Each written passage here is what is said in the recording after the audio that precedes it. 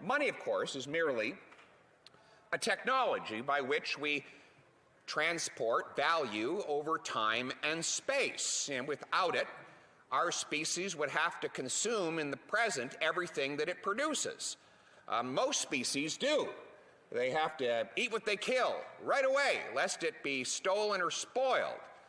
Sure, squirrels can squirrel away a little bit, a good habit the government should learn from, but most species have to use it or lose it. We developed a technology that would allow two people who are exchanging things to go ahead with their exchange even if each did not have the ability to supply the other with something that the other wanted. They could simply use this technology called money in order to transport the value between each other across time and around different geographies. And so over time, money has taken many forms. In one South Pacific island, it was just a ledger carved on scarce limestone. In some places, it's been beads or seashells.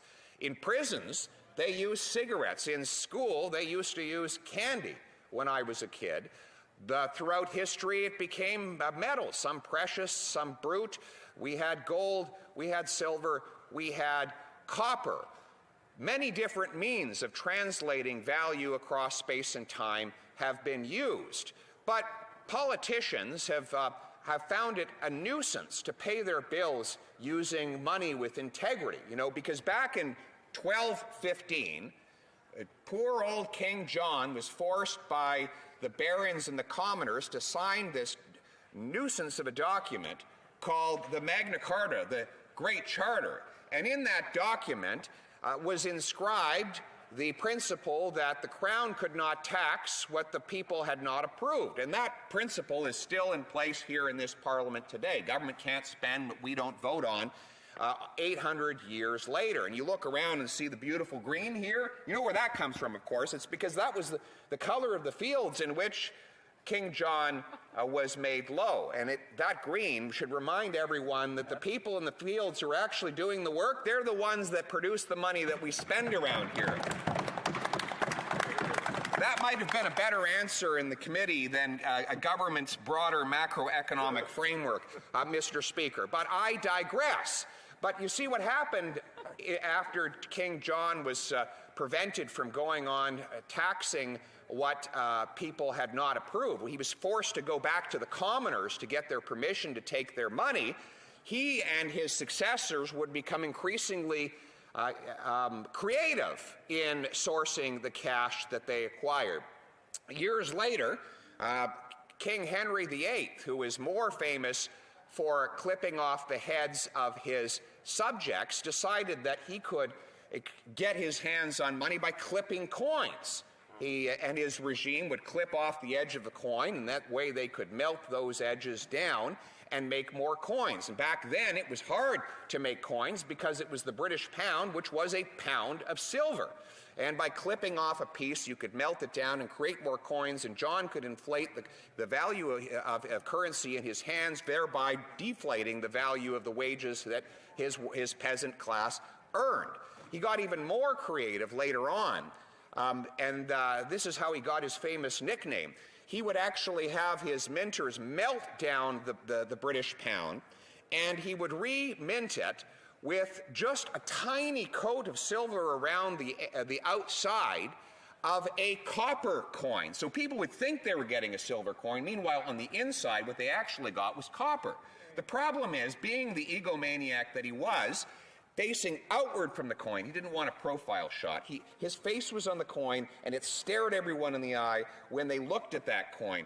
But his nose protruded the farthest out, and when it was in people's pockets, it would rub against the inside of the pocket, and the silver would scrape off the tip of his nose, meaning that you'd have a silver coin with a red nose, and thus he got the nickname Old Copper Nose. And every time someone saw that red copper nose, they knew the king had stolen the real value of their money.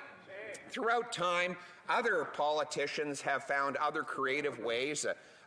The dictator Dionysius, who was a Greek dictator in Syracuse, he actually took all the coins, the 1 drachma coins, and he stamped them with a 2. So all of a sudden he had twice as much money. Now I hesitate to tell that story in this House because I worry that this Prime Minister might think that he could do the same. You know, if you run out of money, if you run out of money, he'll say, you can always get more. You'll turn loonies to toonies and toonies to fours. That might be the next creative idea by which government could get its hands on money. And throughout the 20th century, we saw this same tactic of cash creation in, of course, with the most famous example was in the early 1920s in Germany. They had created so many new units of account that inflation ran rapid out of control. You needed to have a wheelbarrow full of cash in order to buy a loaf of bread. And if you got to the bar to try and drink away your inflationary blues, you ordered all your beer at the beginning of the night because as the minutes went on, it became more expensive. And of course, we in this part of the world have not been immune to this inflationary disease ourselves. While in the post-war era, we inherited monstrous debts fighting the fascists, but governments had hard money from the end of the war until the early 70s. We basically operated on an American-led standard whereby you could, if you had a U.S. greenback, you could exchange it at a rate of $35 per ounce of gold.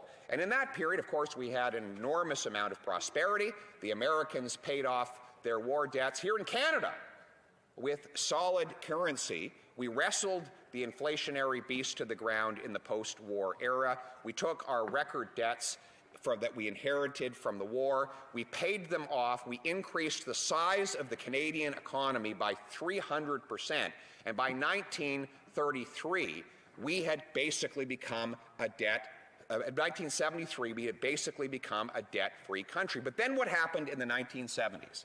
Well, President Nixon wanted to spend on warfare and welfare.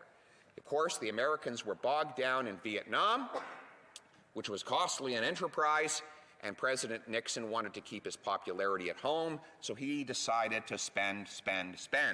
And in the decade that followed 1971, not only did they unleash the American dollar from any particular standard, but they increased the number of U.S. dollars in circulation by 150%, while output only grew by about 39%. In other words, the amount of money grew about 4 times faster than the amount of underlying output that money represented. Now, here in Canada, we had Pierre Elliott Trudeau, and he looked down at all the inflation that the U.S. government was creating. They had reached double-digit inflation down there, a total inflationary crisis. The American dollar was devalued on an international basis and, of course, was incapable of buying affordable petroleum on the world market. They liked to blame OPEC, but they took no responsibility for the fact that the unit with which they were buying oil on the international markets was itself devalued. So Trudeau says, he looks down at all the misery in the United States. He looked at how people were lined up at gas stations trying to wait for an hour and a half in order to gas up their cars. He saw the poverty that was overtaking inner city streets. He saw the expanding wealth gap in the United States of America. And what did Pierre Elliott Trudeau say to all that? He said, let's have some of that up here. And so he started printing some money here in Canada and massively increased the money supply with which Canada, I just have the data right here, between 1971 and 1981, the money supply in Canada grew by over 200%, while GDP only grew in real terms by about 47%. So you can imagine, money is growing in supply at more than 4 times the rate as the economy is growing. So you have more dollars chasing fewer goods, and what do you get? Inflation. That's right. That is, we learned that, all of us, we learned that in grade school, but apparently some lessons need to be learned and relearned here in this House of Commons.